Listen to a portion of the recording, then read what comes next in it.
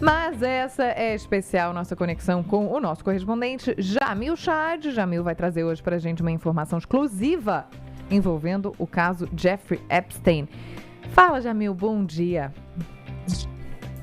Bom dia para vocês. Vão estar aqui com todos mais uma vez.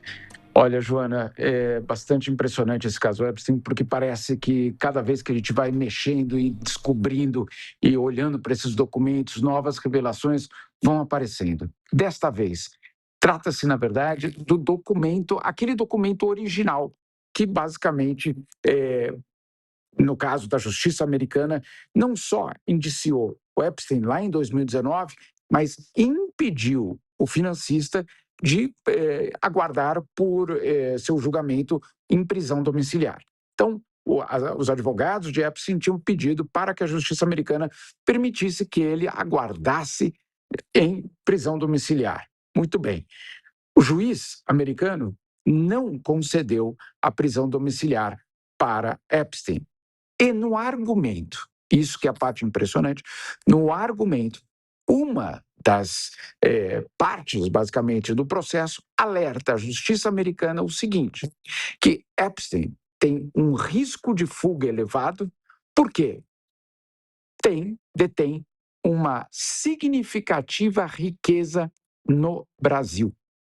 É isso que estava colocado em 2019 nos documentos oficiais da justiça americana, dizendo que ele não poderia, basicamente, aguardar em liberdade, em prisão domiciliar, porque ele, de fato, tinha um risco de fuga. E para onde? Para o Brasil. Isso está no documento oficial da justiça americana, justamente negando. Aí a justiça nega essa prisão domiciliar para Epstein. E olha só o que acontece. 3 semanas depois da justiça americana negar a prisão domiciliar para ele, ele é encontrado morto em sua cela. 3 semanas depois dessa recusa ter sido decidida por um juiz de Nova York. Insisto, nessa denúncia não está colocado o que seria essa riqueza de Epstein no Brasil.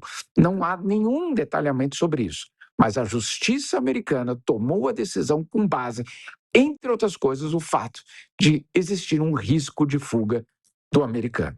Insisto, com a referência de Brasil em absoluto destaque nesse documento de 2019. 2019, falando então de quase 7 anos atrás, né?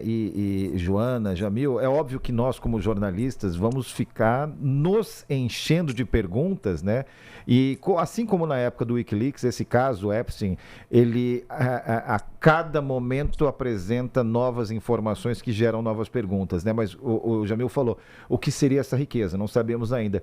E uma outra pergunta que me ocorre agora, que a gente não tem a resposta ainda, é quais seriam as conexões aqui no Brasil que permitiram a construção dessa riqueza? Tem a pergunta X, tem a pergunta 2 vezes X, né, Jamil? É mais ou menos assim, né? E também onde está essa riqueza? Porque assim, se ele morreu 3 semanas depois, ele não já estava preso, não se desfez desse dinheiro, sei lá, não teria conseguido, né, se desfazer ou ocultar esse dinheiro. Então, essa riqueza que também não sabemos que tipo de riqueza é, mas vamos presumir que é dinheiro. Está aqui no Brasil e é algo que a gente ainda terá informações, ou a gente espera ter informações no decorrer das investigações, que ainda tem muito para andar, né, Jamil?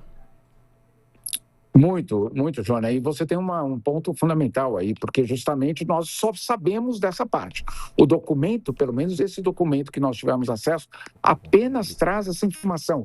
Qual era o argumento, basicamente, dessa parte envolvida na história? Olha, se ele fugir para o Brasil, não há acordo de extradição entre Brasil e Estados Unidos. Portanto, vai ser muito difícil de recuperá-lo. Esse basicamente era o alerta que é feito ao juiz e o juiz acata esse argumento. O juiz fala basicamente que sim, é um risco, existe esse risco de fuga. Tem outros elementos também, encontrar um passaporte aparentemente falso, também não era brasileiro, mas um passaporte de uma outra nacionalidade. Tem vários outros elementos nessa construção dessa decisão de 33 páginas, mas insisto que um dos pontos existe o risco de fuga, e aí a parte apresenta justamente essa significativa riqueza no Brasil. Nós não sabemos o que isso significa em termos de valores, mas isso sim é uma referência a dinheiro pelo seguinte, porque no parágrafo anterior, essa mesma fonte diz o seguinte: olha, o fato de vocês terem confiscado dele ou terem, de alguma forma, exigido $1 milhão para uma fiança, isso não é nada para ele, porque ele detém uma significativa riqueza fora dos Estados Unidos. E aí fala justamente de Brasil. Mas, Felipe, você tem toda a razão. Qual é o destino ou para onde foi esse dinheiro? E, acima de tudo, quem eram essas pessoas que talvez facilitavam ou eram talvez até mesmo laranjas de Epstein no Brasil? Por enquanto, são só, obviamente, perguntas. Nós não podemos ir além do que existe. O que nós temos hoje é essa informação de que justamente a justiça americana foi alertada sobre a significativa riqueza de Epstein no Brasil. Vale uma investigação.